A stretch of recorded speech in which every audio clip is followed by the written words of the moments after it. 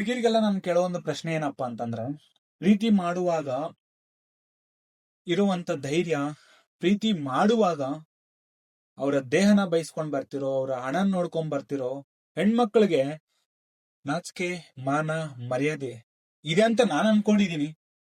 ಇಲ್ಲ ಅನ್ನೋರು ಈ ವಿಡಿಯೋನ ನೋಡಿ ಒಂದು ಹುಡುಗ ಕಾಮೆಂಟ್ ಹಾಕಿದಾನ, ಕೇಳಿಸ್ಕೊಳ್ಳಿ.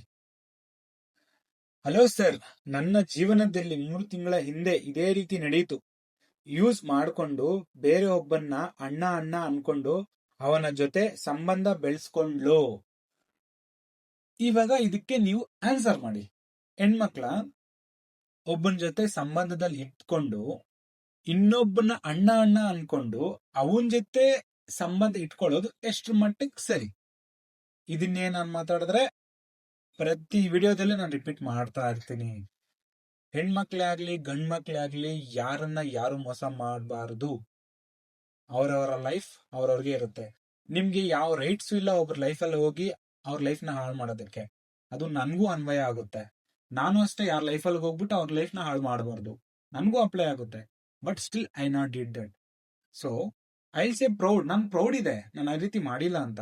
ಇಲ್ಲ ಅಂತಂದಿದ್ರೆ ನಾನು ಇಲ್ಲಿ ಕುತ್ಕೊಂಡು ನಿಮ್ ಮುಂದೆ ಮಾತಾಡ್ತಿರ್ಲಿಲ್ಲ.